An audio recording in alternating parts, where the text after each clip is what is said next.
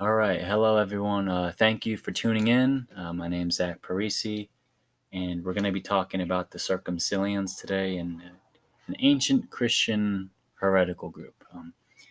And as the viewers can see, I'm wearing my I Love Jesus hat, not just because I love Jesus, but because even though this group is very strange and very much wrong, I would say, I think all these heretical groups and all the schisms in Christianity do come out of a love for Jesus, even as strange as some of the outcomes may be. So that's why I'm wearing the hat.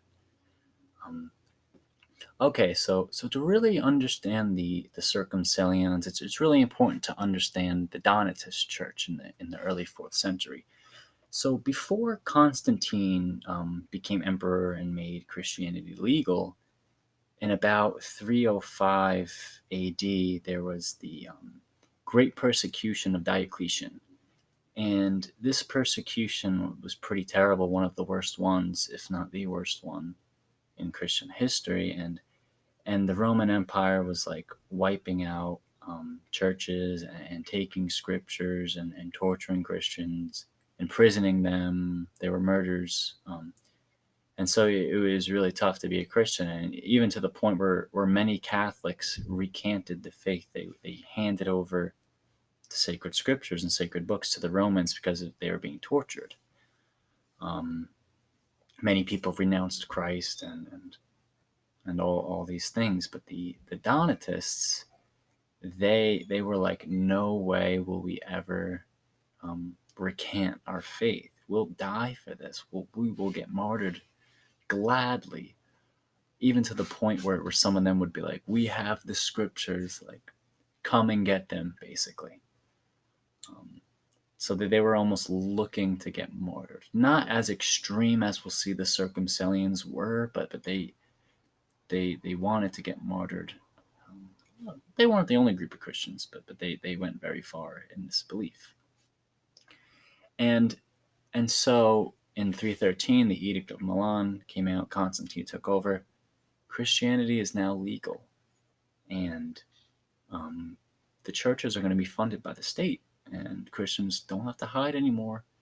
You won't get persecuted anymore. You can practice your religion freely, and this is a major turnaround for Christianity. But the problem the Donatists have here is that many of the Christians who recanted their faith, who handed over the scriptures, were bishops, priests, deacons, right? And when they were allowed to practice freely, they came back in the church, and they were acting as priests, right, just like they were before. They were baptizing people, they were giving the Eucharist, they were teaching, they're being elders in the church. But the Donatists are like, no way. You guys left the faith. You guys are traitors. They called them traditors, right? That's where we get the word traitor from. They called them, you guys are traitors, and you guys are gonna be leaders in the church again after that? No way. Whoever you guys baptize, it's not legitimate. You guys want to give out the Eucharist? Not legitimate. Um, you guys are fallen. You guys are fallen. We're the real church. We're the real Christians. You guys are heretical.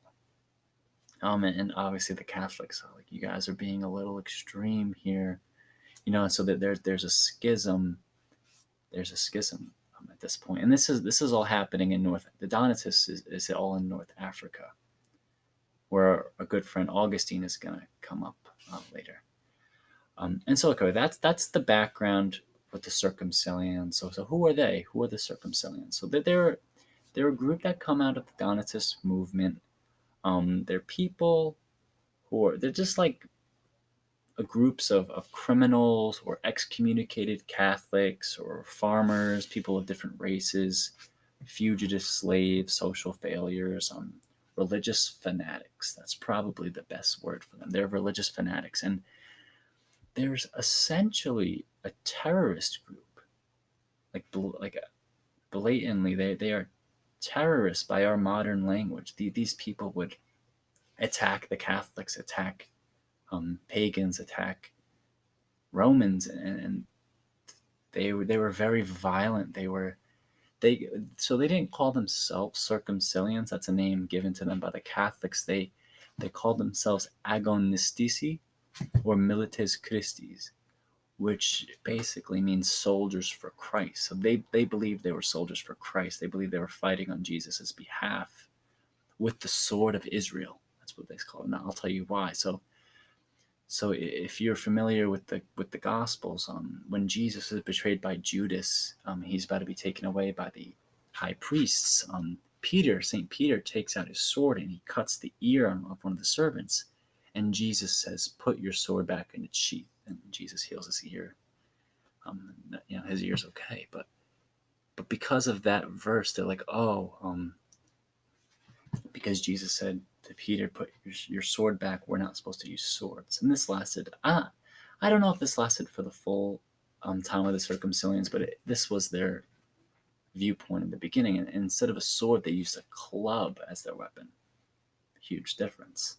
And they called their clubs Israel's. So they were fighting with the sword of Israel, they called it. I guess the club of Israel. Yeah. So they would fight people. They would, and in this fighting, they basically paved the way for the Donatist church to spread. It seemed like, and so but in their fighting, in their violence, in their murders, they were trying to get martyred, in this sense. So they believed they were the soldiers of Christ, and if they were fighting the heretics or the pagans and they got killed, they were martyrs, right? They would beat them with their Israels and say Laudos Deo, praise to God, so that they believed that they were doing God's work in this fighting.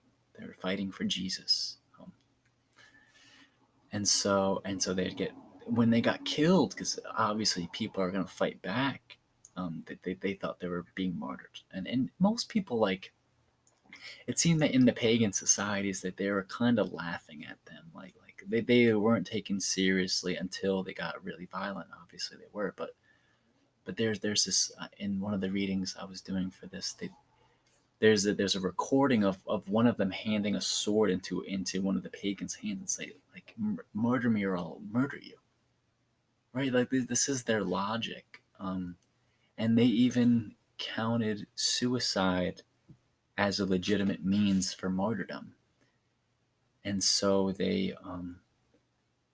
a recording of, I'm not sure if this happened numerous times. I'm afraid it did. But so, like, scores of these Circumcellions would throw themselves off of a cliff onto suicide to be martyred. They thought this was martyrdom. And it got to the point where, like, let's say today is October 23rd. So let's say 30 Circumcellions jumped off a cliff today and were martyred. So they would, on October 23rd, right? So, like, let's say a year later, a group, the Circumcellions would be like, a year ago, we had 30 of our saints get martyred for Jesus, even though they killed themselves. So I understand the mindset of if we're fighting for Jesus and then we get killed, we're martyrs. I don't agree, but I understand that. But with the suicide thing, I don't understand. But they were trying. They wanted to die.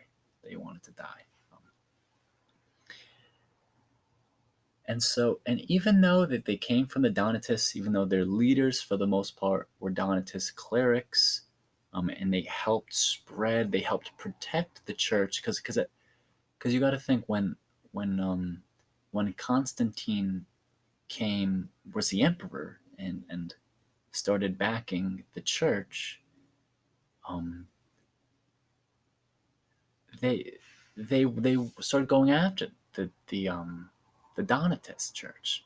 Like the first time the Circumcellions were sent out was in 317 to attack the Roman Empire, to attack the Roman Church, because they were trying to hand over the Donatists to the Catholic Church, and so they were like the armed guards of the Donatist Church. So given this, it's like the scholars still aren't clear if they actually think the Donatists were not proud of their new followers, like they were ashamed or like didn't even want to associate with these guys because they were crazy. They were very violent. I don't want to understand the violence that they were bloodthirsty terrorists, just going out and fighting and trying to get killed. So they went to extremes in this. And I keep using the word Circumcellions. I said that they didn't call themselves that. The Catholic Church did, and that's just because of their nomadic lifestyle, and they found shelter in peasant huts, and they associated with the poorer class of people. They really influenced them, or really more forced them to accept and believe their views. And so this is all happening in North Africa, in the early fourth to fifth century, and we know that this is when Augustine is. So Numidia was where the Circumcellions were. It was like the center of them, which was very close to Hippo, where Augustine is. And at this point, there are way more Donatist Christians than Catholic Christians. The Catholics are the minorities. This is a problem for them and for Augustine. So he writes a lot against them. He mentions the Circumcellions while he's the bishop of Hippo, so he's having to deal with these terrorist attacks by the Circumcellions. Um, and there's a lot of damage going on with these guys. So the church is trying to figure out what to do with these guys. Augustine's writing like people are writing like this is not the means to get martyred, right? This is not what it is. You guys need to stop this. You need to repent. And they're like, no, we're the Christians. We're the good guys. You guys need to repent, which is sadly something we see in the history of Christianity. And then they don't last very long. It's about 100 years because you got to figure when Christianity becomes the state religion, and what is Christianity? It's the creeds. It's what the Orthodox Catholic Church have come together and decided what is Christianity. And so the Donatists, and especially the Circumcellions, are against that, fighting the church physically with violence. And so, once the Catholic Church has the Roman Empire backing, they don't last very long after that. I think about after 417, there's no more Circumcellions. They are persecuted and attacked by the Roman Empire and killed, which, they were probably very glad that happened. Knowing what we know about them, they probably, they thought they were being martyred, so they were glad to suffer for Jesus. And yeah, that's the overview of the Circumcellions. There's this group who came out of the Donatist Church. They called themselves Milites Christi, Soldiers for Christ. They fought with violence, hoping to get martyred, so that they would have an easy entry to heaven. They committed suicide because they thought that was martyrdom. It was a huge problem for the Catholic Church because they're getting terrorists attacked. But as time goes on, the Roman Empire kind of stomps them out, and you don't really hear too much of them. I have never heard of these guys before doing this research. But yeah, that's basically it. They were the suicidal, heretical Christian group who seemed to misunderstand what martyrdom was about. Yeah, so thank you for watching. I hope you learned something new, and yeah, have a great day.